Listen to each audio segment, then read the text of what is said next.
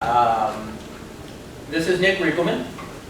He's creative, deep passion for security.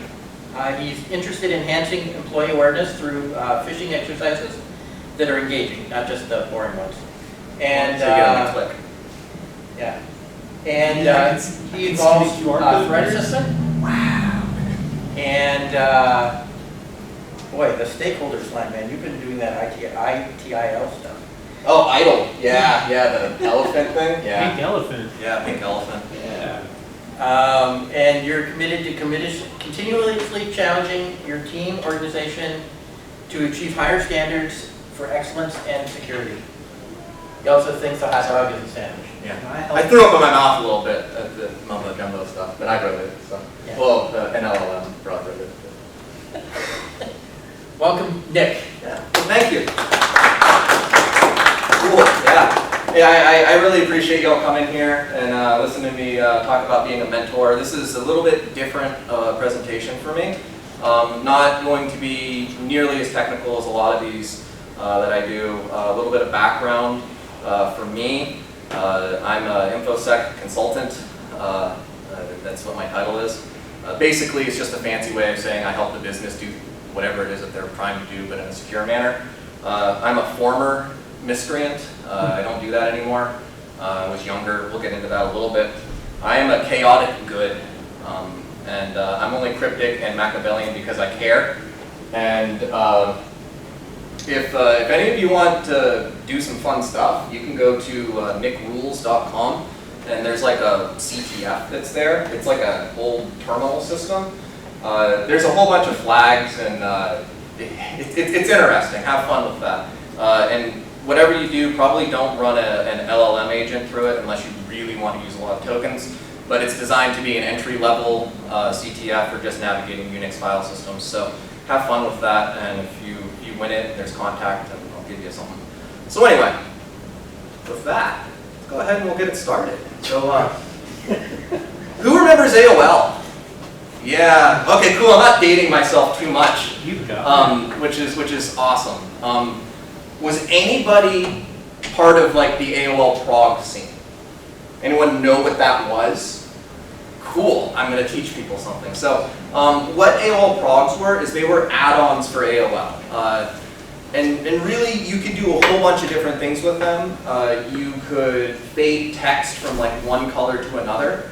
You could put like ASCII art in like a chat room to scroll.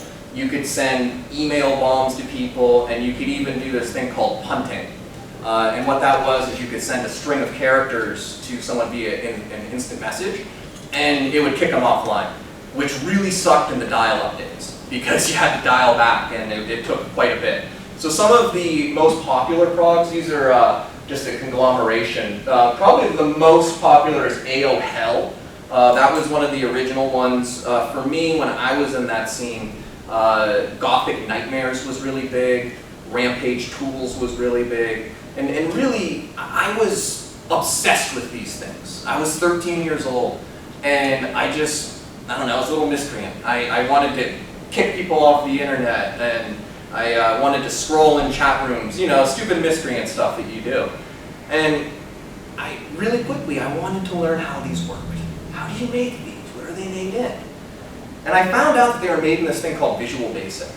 And I quickly joined these chat rooms, and this was actually PR private room Visual Basic, and this is it's redacted because there's a lot of things that were in that chat that probably didn't age well in the year of 2026.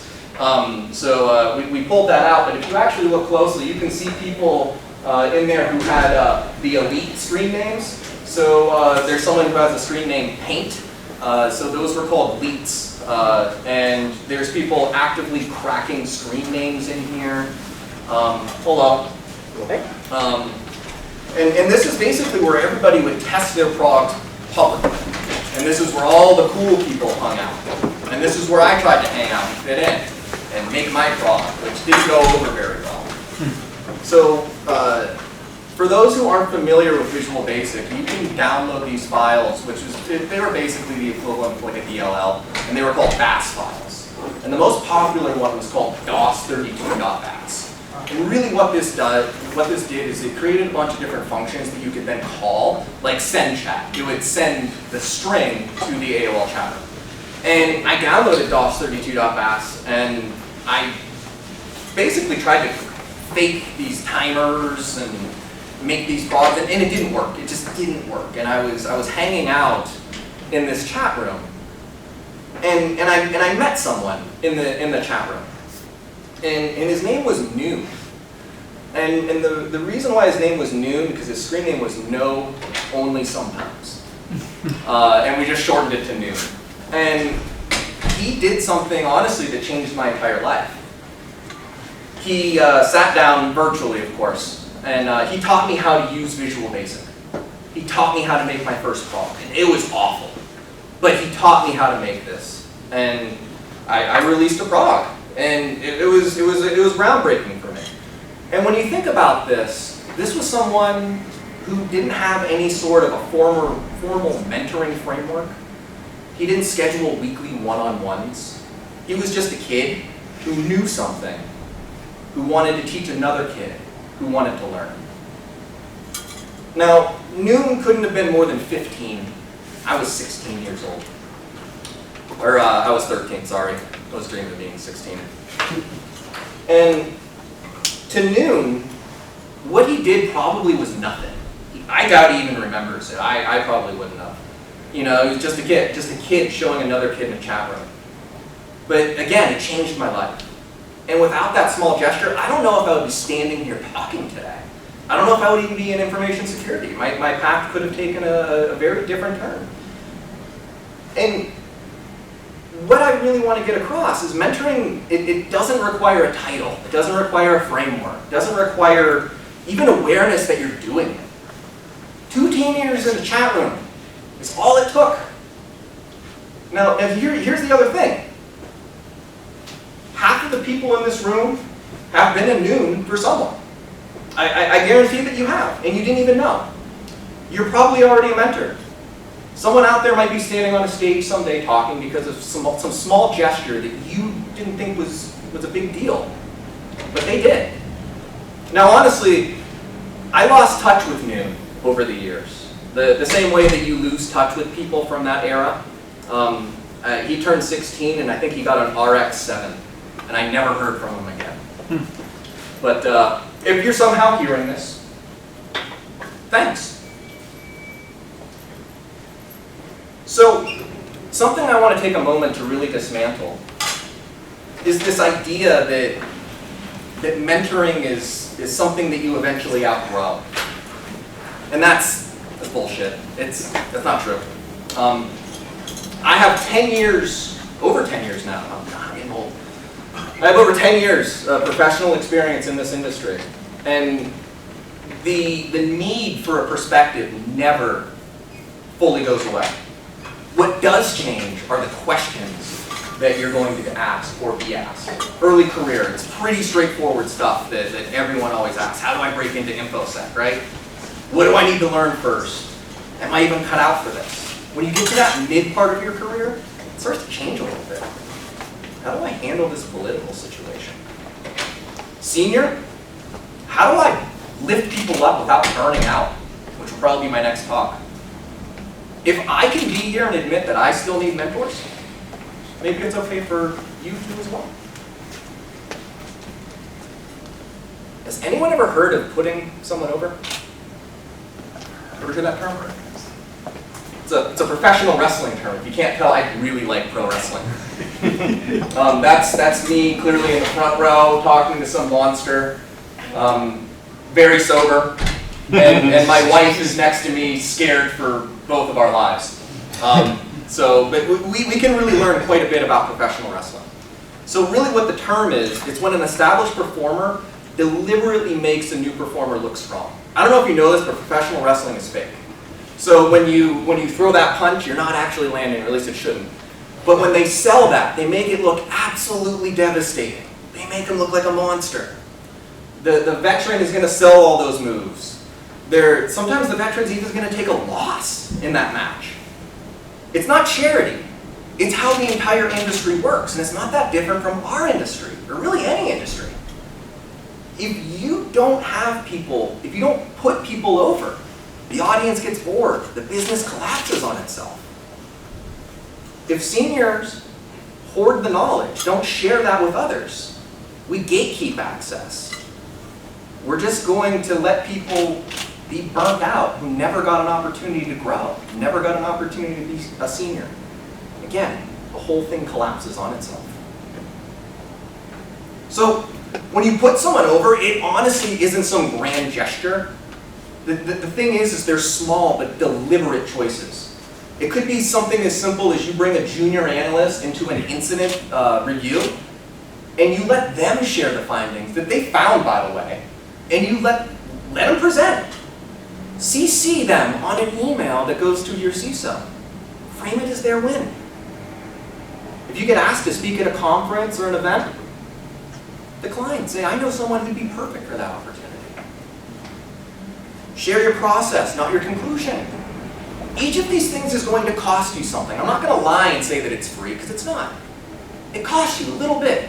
Maybe a little bit of the spotlight. Maybe a little bit of credit. But that's going to be something that compounds into an entire career. So I want to be very upfront about something, because this is where it gets hard for a lot of people. Because putting someone over requires ego management. Now in pro wrestling, there's going to be some people who are notorious for refusing to put people over, for always protecting their spot. Infosec has that too. We know what the archetype looks like. It's the person whose entire job security model relies on them being the only person who knows how this works. It's the person who answers something with condescension. If this is you, and I understand these are habits that you can easily fall into. If this is you, recognize that. You can change. It's not too late. Something that I like to tell other people is that I can give you the tools. I can give you the advice. I can give you the process. But I can't get on that bike and ride it for you. Mentoring is not handing someone a link to a SANS course and saying, here. It's not telling them to Google it. That's dismissive, by the way. Don't do that. Instead, it's this weird middle ground that actually makes it hard to do. The difference is I'll help you figure out which bike you even want to ride. You want to be a SOC analyst? Cool. You want to be a pen tester? Even better. GRC? It's neat. Cloud security? Listen, I'll even run alongside you for a bit. I will let you fall. But I will be close enough that falling doesn't break you. That's the difference between being a resource dump and a framework for helping someone find their own answers. So get real specific about what mentoring actually sounds like versus what it doesn't. So mentoring, it's really asking, what have you tried so far? Again, not because I want to dismiss you, because I want to understand your thought process. You might not think the same way that I do. We all think differently. That's actually what's really cool about our industry and really cool about teams, is because you might think differently than I do. And that's what makes us stronger. So it's not just Google it. It's not a resource dump. It's someone who's connecting people to others. You know what? I'm not the best person to know about that. Let me introduce you to someone who does. Last year, I took someone to DEF CON for the very first time. I got to live vicariously through their experience. It was awesome. One of the greatest things that I did was I introduced them to my network. People who I met over the past couple of years. Now they know who I know. Now they have the same resources that I do. I don't think they realize how powerful that is. I gave them the tools to start to create their own networks, meet their own people. The right answer is usually the most uncomfortable one. Not just for them, but for both of you. So, there's an intimidation factor as I lean on this and push it up against the table. and really that's not the leaning table that people don't want to talk about, but it's the intimidation. And it's intimidating on both sides of the coin here. As a mentee, you're going to be absolutely terrified of being exposed. Imposter syndrome, right? I bet a lot of us suffer from it. I'm one of them. I'm up here talking. I suffer from imposter syndrome. It's screaming at you, and now you want to voluntarily tell someone where your flaws are? It's very uncomfortable. As a mentor, you're worried about a different set of things, but you're also worried about being a fraud. I'm just going to put that out there. I'm also worried. They're going to realize I'm a fraud. Because imposter syndrome never fully goes away, even for myself. But I'm also going to be worried about, am I being helpful? Or am I patronizing? What if I give bad advice and a person makes a career decision out of this? That's some heavy stuff. What I found is that both sides are often projecting a worst case scenario. Both sides are almost always wrong. And that's not just with mentoring, that's with just about anything that you do. I'm always looking at that worst case scenario. We're always looking, what's the worst case scenario? When we threat model, we're looking at what's the worst possible thing that can happen. We're just wired to think that way. And honestly, the mentee thinks that the mentor is going to judge them. And the mentor thinks that the mentee will think that they're overbearing. But the reality is both of them are going to benefit by just having the conversation to begin with. So just have it, please. I went to a conference a couple weeks ago, and there was a quote that really stuck with me. And it was that infosec is the magnet that picks up the metal shards of neurodiverse individuals. How true is that? That's incredibly true. That was BSides Tampa, by the way. I can't remember who gave that talk, but I want to make sure that there's at least some credit there. We're drawn to systems, puzzles, pattern recognition. I recognize patterns in systems, and I can't tell you why or how I recognize those patterns. It's this ability to hyper-focus, and honestly, these are genuine superpowers for us in our field, in our industry. But they're a curse. When we try to create these interpersonal relationships, it makes it really hard and difficult to talk to people. Reading social cues, it can just feel very, very hard to do. Now, what we have to do is we have to recognize that, the same way that we would when we have limits of any other system that we're trying to secure. What are those limits? Recognize, adapt. Not everyone needs small talk mumbo jumbo, okay? Direct communication, it's not bad. Some people really thrive on that. With us, neurodiverse individuals, some of us really thrive on that. I don't need small talk to build trust with people. I'm sorry, I really don't. I need to know what it is that you're working on. I need to form organic relationships, not, hey, how are the wife, how are the kids? That's great. But I want to know the you. I want to meet someone where they are, not where some bullshit program says that they should be, okay? That's what's important there. Sometimes a Slack thread at 2 a.m. is going to be way more impactful than trying to force some one-on-one. How many people have one-on-ones? A lot, right? And that's fine with management, right? There's people who I mentor I have one-on-ones with. They're scheduled to keep me honest. If we're not feeling it, we're doing something, we don't need to have that. We can have it some other time. That's okay. You don't want to force those one-on-ones. You don't force those engagements. All that's doing is just making people go back and forth. Oh yeah, the pleasantries. You're not growing from that. Don't force things.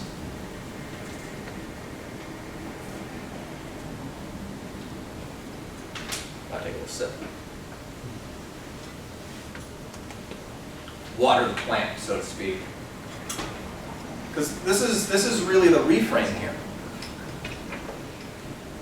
We are professionally comfortable with being uncomfortable. We poke at systems all day. We live in ambiguity and gray. That is our entire industry. That is every single day for us. Nothing but uncertainty. We can compartmentalize that. I made a sticker and put on my monitor on the bezel on the bottom. It says, asking for help is a superpower. Yes! Because- Yes! It is! Because I recognize that I'm not one to want to have those conversations. You know what? I did something very similar. And thank you for sharing that. I have a picture that's printed out at my desk that says, if being hard on yourself worked, it would have worked by now. I heard that.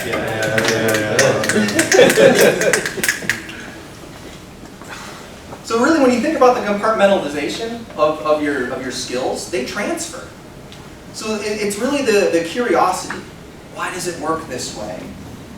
It's the same with a person's career path. It's the same muscle.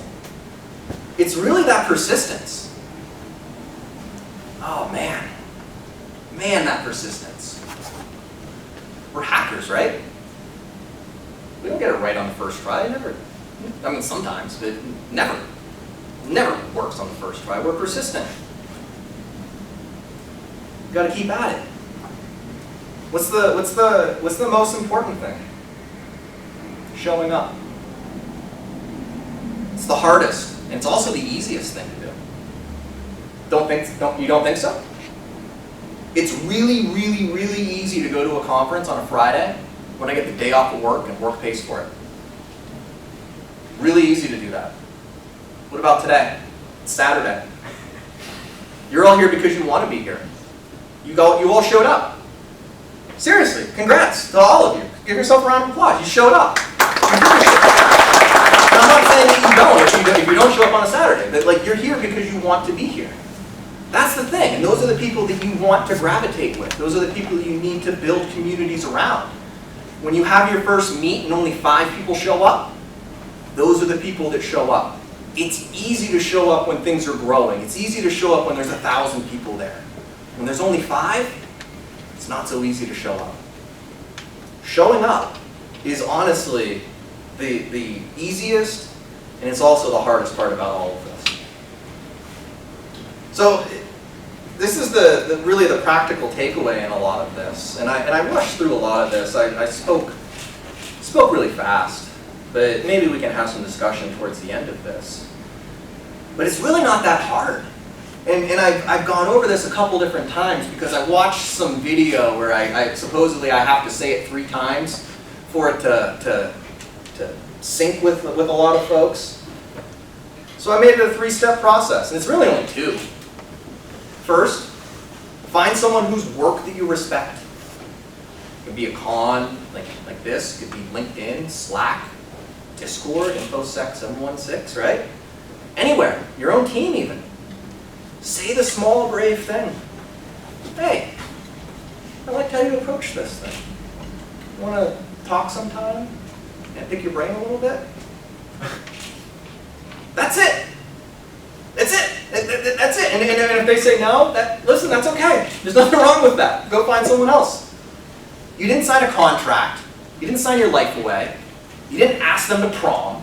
Okay? It's that simple. Hey, I connected with so many different people today, just having organic conversations that aren't forced. As for the other side of the room, if you're experienced, and you don't have to wait for someone to ask you, hey, I really liked that question that you asked in that talk. What are you working on? Oh, I missed the best part at the end, sorry. Most mentoring relationships, they don't start with the word mentor at all. They start by having a conversation that just becomes a pattern. Most of the mentoring that I've ever experienced never used that word, but it absolutely was mentorship. Now, how do you be a mentor without it becoming a second job? Because it easily can if you don't control this.